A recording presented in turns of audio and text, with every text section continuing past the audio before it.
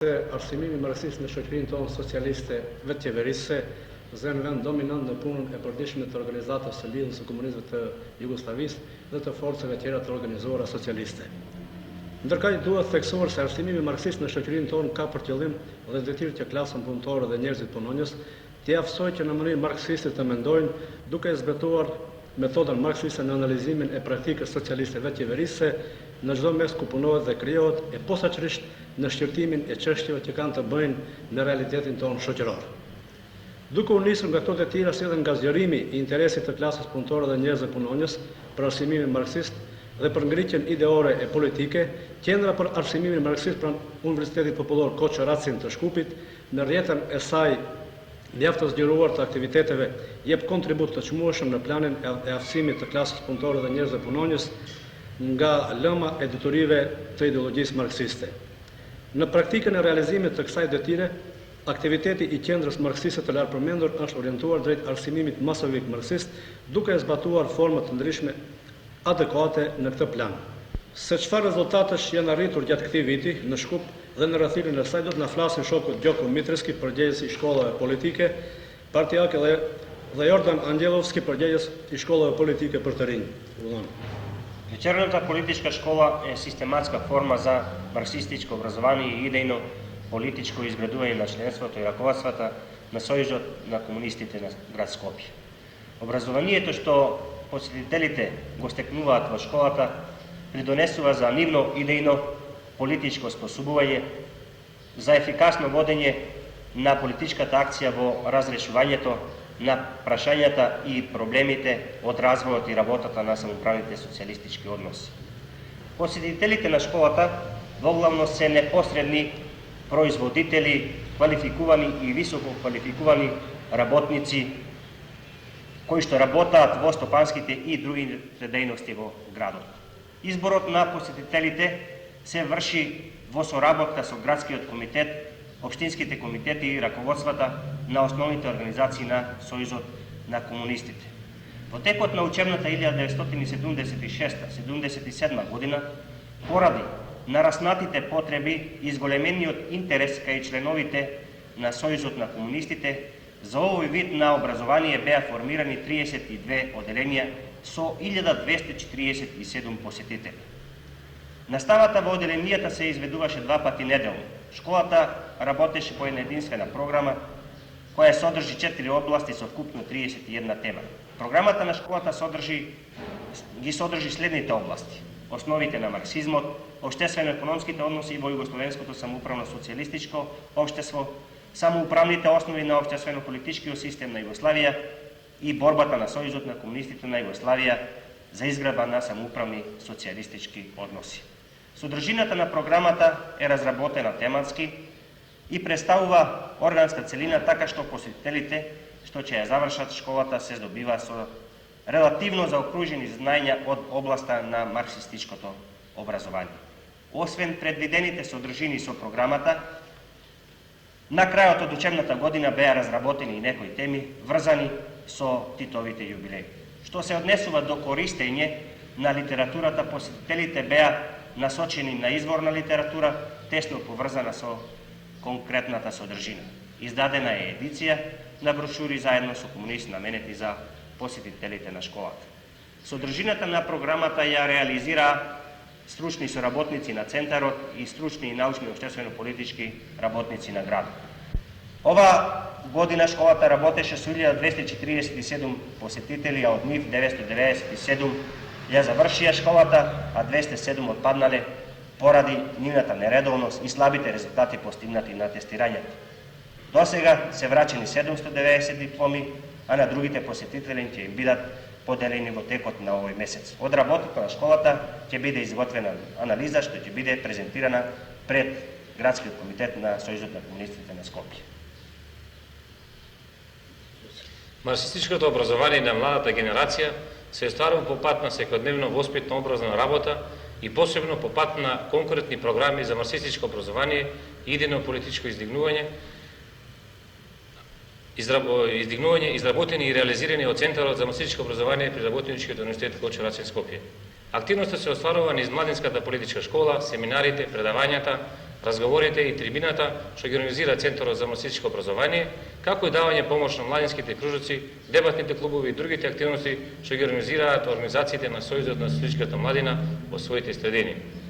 Младинската политичка школа како систематска форма за марксистичко образование на младите има за цел да настојува кај слушателите да ги развиваат творечките способности и позитивниот однос према основните предности на социјализмот и да ги оспособуваат за активни носители на развојот на самоправните социјалистички односи.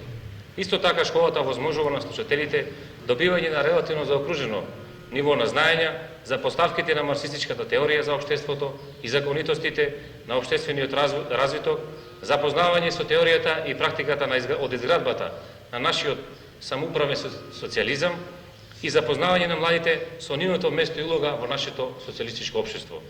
Програмата на школата содржи 4 области и тоа: основите на марксизмот, општествено-економските односи во југословенскиот самоуправен социјализам, општествено-политичкиот систем и младите и општеството.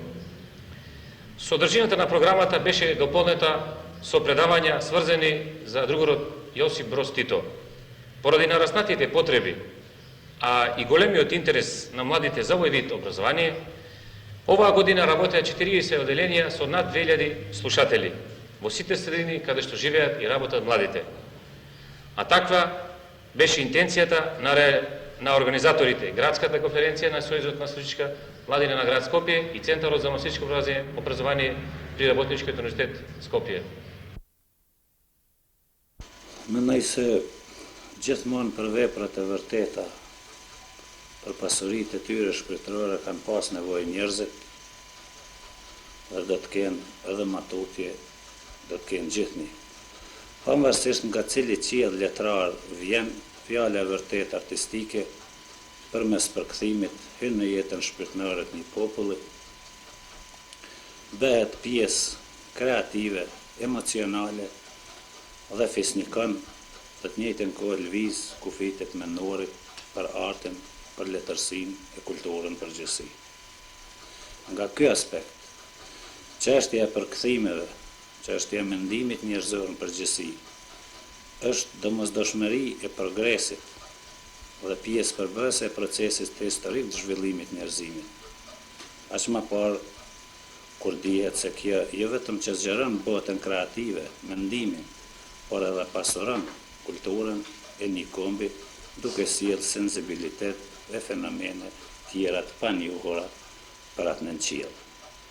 Nga aspekti njerëzor, afrimi i njerëzve përmes veprave letrare dhe veprave tjera të përkthyera, komunikimi i tyre shpirtëror është domosdoshmëri e kohës sonë, e botës sonë gjithnjë më të vogël, dhe kjo jo vetëm për arsye të traumave e tjera që sot her pas here përjeton njerëzimi, por edhe për arsye se duke u njohur më afër do të shohim më thellë të vërtetën mbi njeriu dhe botën në mënyrë që edhe ta ndryshojmë për të mirë.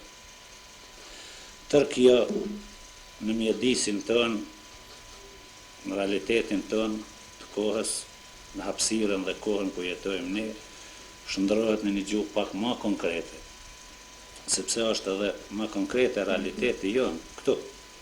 Bashkëjetesa e kombeve dhe e komsive është realiteti ynë, nisur nga kjo, afrimi i kulturave, fjalëve artistike është gjithmonë domosdoshmëri e një realiteti që të njihim më afër. Dhe kjo sa më shumë që të afrohemi përmes veprave, gjithnjë edhe jemi dashur më shumë. Mirë po, kjo çështje akoma është çështje për cilën më shumë diskutohet se sa që bëhen edhe punë konkrete. Edhe pse mund të thuhet se viteve të fundit janë evidente disa rezultate sa i përket përkthimeve sidomos nga letërsia e komsive, nuk mund të thuhet se kemi bërë një punë që i përgjigjet kërkesave dhe nevojave në këtë drejtim. Shkaqet për këtë natyrisht janë të shumta, duke u filluar nga organizimi i nevojshëm, përkthyesit cilësor, gatishmëria e botozëve, stimulimi material për këtë lloj veprimtarie, mund thuhet se rrallë herë kanë qenë dhe akoma nuk janë në nivel të përgjegjësisë nevojshme që duhet marrën këtë drejtim. Bie fjala disa dhjeta titujt përkthyer, sidomos në serbokroatisht dhe maqedonisht, nuk mund të flasin dhe nuk mund të japin të vërtetën mbi një letërsi siç është letërsia shqipe së Jugosllavi, me disa qinda vepra letrare, cilat ndomos një pjesë e tyre për ka vlera ide estetike, do të ishte mirë të bëhen pjesë përbërëse edhe kulturave tjera. Me këtë rast do të përmend se sidomos këto disa viteve të fundit, disa shtëpi botuese në Jugosllavi janë angazhuar bukur shumë për prezantimin e letërsisë shqipe. Bie fjala Misla e Shkupit, Narodna knjiga e Beogradit, Bagdalla e Krushevcit, Bratstvo jedinstvo e Novi Sadit, Jedinstvo e Prishtinës dhe disa shtëpi të tjera.